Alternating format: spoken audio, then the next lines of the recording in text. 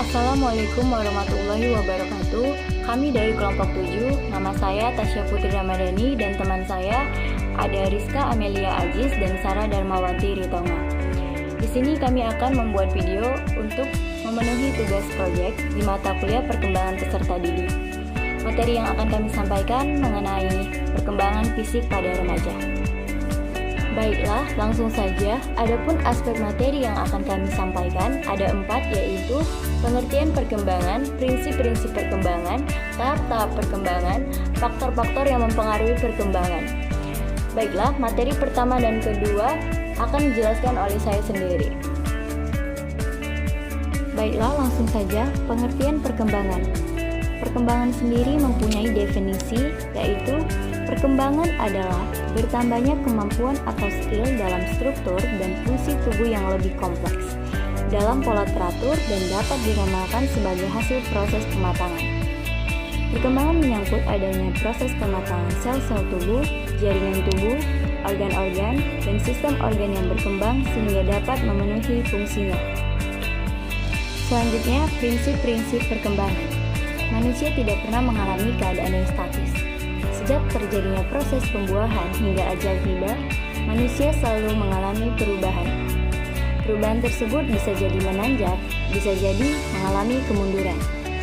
Selama proses perkembangan, seorang anak ada beberapa ciri perubahan yang mencolok, yaitu perubahan fisiknya.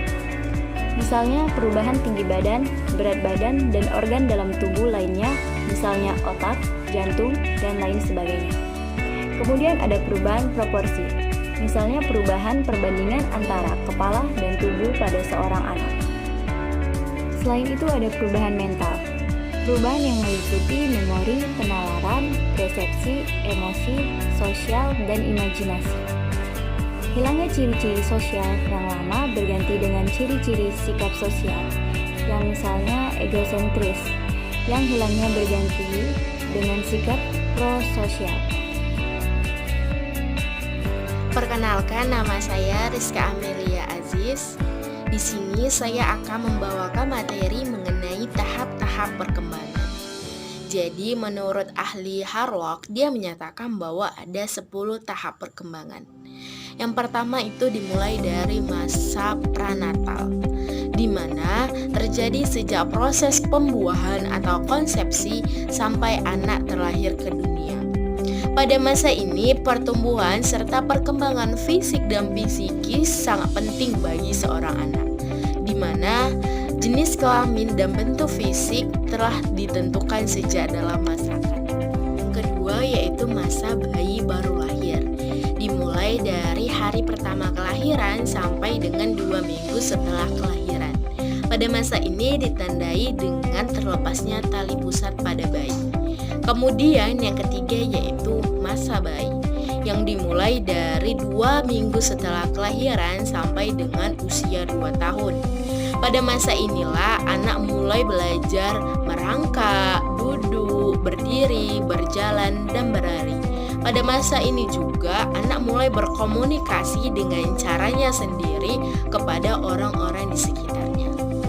Selanjutnya yang keempat yaitu masa anak-anak awal, yang dimulai dari usia 2 tahun sampai dengan usia 6 tahun, di mana pada masa ini dipandang sebagai awal bagi kehidupan anak.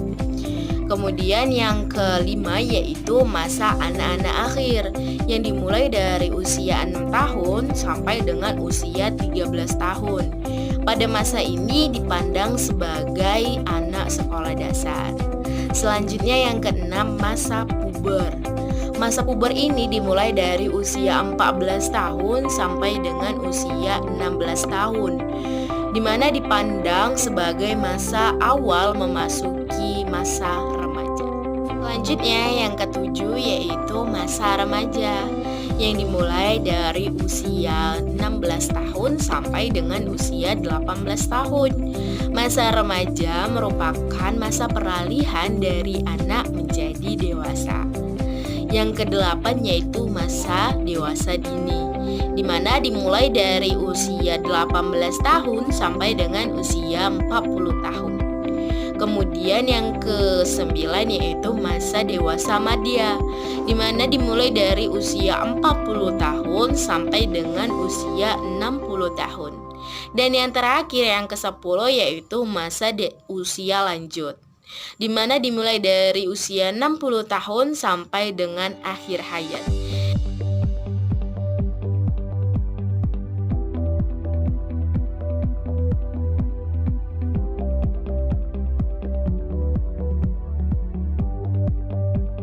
Perkenalkan, nama saya Sarah Darmawan Tirtonga.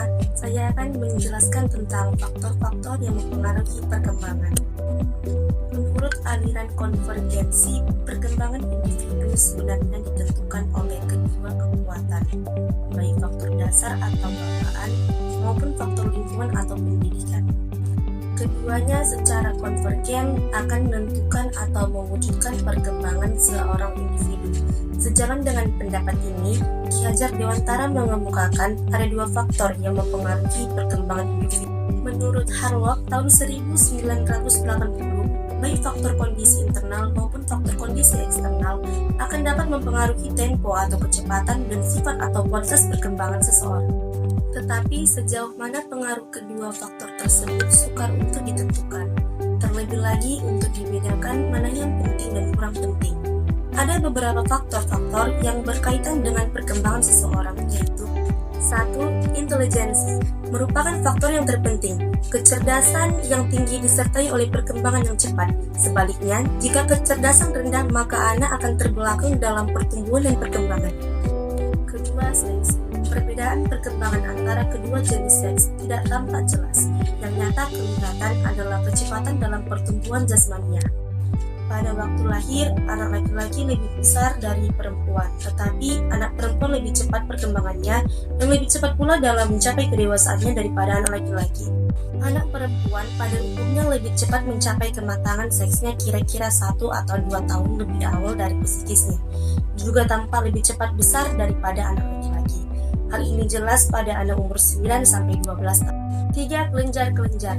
Hasil penelitian di lapangan endokrinologi atau kelenjar buntu menunjukkan adanya peranan penting dari sementara kelenjar-kelenjar buntu ini dalam pertumbuhan jasmani dan rohani dan jelas pengaruhnya terhadap perkembangan anak sebelum dan sesudah dilahirkan. 4. Kebangsaan atau ras. Anak-anak dari ras Mediterranean atau Laut Tengah tumbuh lebih cepat dari anak-anak Eropa sebelah timur. 5. Posisi dalam keluarga. Kedudukan anak dalam keluarga merupakan keadaan yang dapat mempengaruhi perkembangan. Anak kedua, ketiga, dan sebagainya pada umumnya perkembangannya lebih cepat dari anak yang pertama. Anak bungsu biasanya karena dimanja, perkembangannya lebih lambat. Dalam hal ini, anak tunggal biasanya perkembangan mentalitasnya cepat, karena pengaruh pergaulan dengan orang-orang dewasa lebih besar.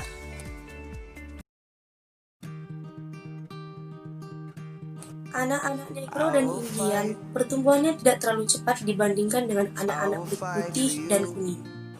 5. Posisi dalam keluarga.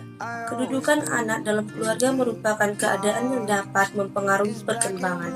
Anak kedua, ketiga, dan sebagainya pada umumnya perkembangannya lebih cepat dari anak yang pertama. Anak bungsu biasanya karena dimanja, perkembangannya lebih lambat. Dalam hal ini, anak tunggal biasanya perkembangan mentalitasnya cepat, karena pengaruh pergaulan dengan orang-orang dewasa lebih besar. 6. Makanan. Pada tiap-tiap usia, terutama pada usia yang sangat muda, makanan merupakan faktor yang penting peranannya dalam pertumbuhan dan perkembangan. Bukan saja makanannya, tetapi isinya yang cukup banyak mengandung gizi yang terdiri dari berbagai vitamin. Kekurangan gizi atau vitamin dapat menyebabkan gigi runtuh, penyakit kulit, dan penyakit lainnya. 7. Luka dan penyakit. Luka dan penyakit jelas pengaruhnya kepada perkembangan, meskipun terkadang hanya sedikit dan hanya menyangkut perkembangan fisik saja. 8. Hawa dan sinar. Hawa dan sinar pada tahun-tahun pertama merupakan faktor yang penting. Terdapat perbedaan antara anak-anak yang kondisi lingkungannya baik dan yang buruk. Yang terakhir adalah kultur atau budaya. Penyelidikan Dennis di kalangan orang-orang Amerika dan Indiana menunjukkan bahwa bahwa sifat pertumbuhan anak-anak bayi dari kedua macam kultur adalah sama. Ini menguatkan pendapat bahwa sifat-sifat anak bayi itu adalah universal dan bahwa budayalah yang kemudian merubah sejumlah dasar-dasar tingkah laku anak dalam proses perkembangannya. Yang termasuk faktor budaya di sini selain budaya masyarakat juga di dalamnya termasuk pendidikan, agama, dan sebagainya.